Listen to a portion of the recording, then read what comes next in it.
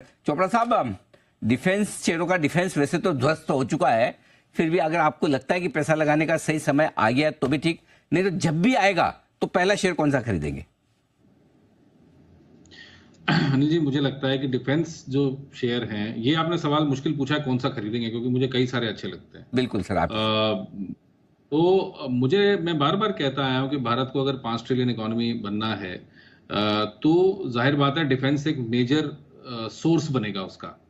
वो कारण ये है कि जैसे अभी हम बात कर रहे थे लाइट कॉम्बैट एयरक्राफ्ट्स की, एमका की, पहले भी एचएएल के पास ऑर्डर्स हैं और उन्होंने डिलीवर किए हैं। इंडोनेशिया या छोटे मझोले जो कंट्रीज हैं उनको उन्होंने लाइट कॉम्बैट एयरक्राफ्ट्स दिए हैं। और अगर इस तरीके का नया डेवलपमेंट हो रहा है तो इसमें एचएएल भी भागीदारी देगा प्राइवेट कंपनीज के साथ साथ। तो ओवरऑल इनके पास ऑर्डर बुक की कोई कमी नहीं है। तो अच्छी बात है डिफेंस क्षेत्र की कंपनीज के साथ, चाहे वो कोचिन शिपयार्ड हो, मैसगांव डॉक हो, एचएएल हो, बीईएल हो, बीईएमएल हो, इन सारी कंपनीज के बाद भर भर के ऑर्डर्स हैं।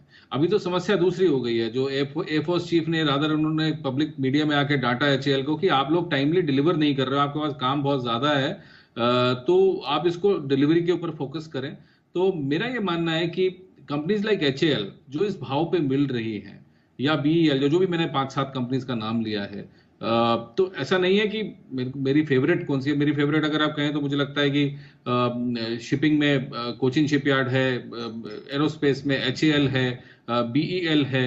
ये सारी सरकारी क्षेत्र की कंपनीज हैं, अच्छी कंपनीज हैं और इस समय डिस्काउंट पे अवेलेबल हैं। देखिए, हम लोग कई बार जो प्राइवेट कंपनीज हैं उनकी ऑर्डर बुक देखते हैं कि आगे उनके रेवेन्यूज कैसे होंगे, फॉरवर्ड अर्निंग्स कैसी रहेंगी, क्या वो कंपनी डिलीवर कर पाएगी नहीं कर पाएगी। तो एटलीस्ट अगले 3-4 सालों तक इन कंपनीज को वो तो चिंता है ही नहीं, क्योंकि ऑर्डर बुक बहुत स्ट्रांग है। भारत सरकार की अपनी ऑर्डर बुक है, प्लस बाहर से भी इनको ऑर्डर्स मिल रहे हैं। और अगर ये एमका जैसे नए प्रोडक्ट लाइन ऐड कर रहे हैं ये, तो मुझे लगता है ये ऑर्डर्स बढ़ेंगे बाहर के देशों से भी। तो डिफेंस क्षेत्र में मुझे लगता है कि इन लेवल्स पे बाइंग थोड़ी थोड़ी शुरू करनी चाहिए।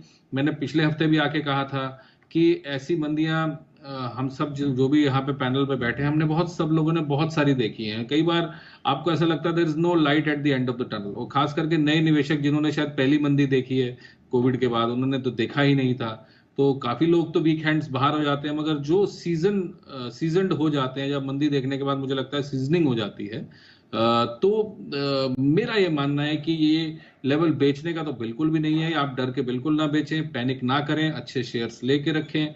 और अगर बाजार यहाँ कहीं तलहटी बनाता है, क्योंकि लग रहा है, क्योंकि बार बार हम देख रहे हैं 22,800 को रिस्पेक्ट कर रहा है ये लेवल को मार्केट, और यहाँ पे कहीं ना कहीं अपने कहते हैं अंग्रेजी में जैसे trying to find its feet. तो अगर ऐसा कुछ हो रहा है तो मेरे हिसाब से जो अच्छे सुदृढ़ सेक्टर्स हैं वहां पर आपको कुछ बाइंग करनी चाहिए, चाहे वो टेक्नोलॉजी हो, डिफेंस हो, फार्मा हो, एफएमसीजी हो, कंजम्पशन स्टॉक्स हो। वहां पर मुझे लगता है कि धीरे धीरे बाइंग शुरू करनी चाहिए। थोड़ा सा इंतजार करें, मगर अपना पोर्टफोलियो प्लीज खाली ना करें, क्योंकि हो सकता है कि बाजार कभी भी यहां से वापसी करना शुरू करे। यह राय आपके लिए।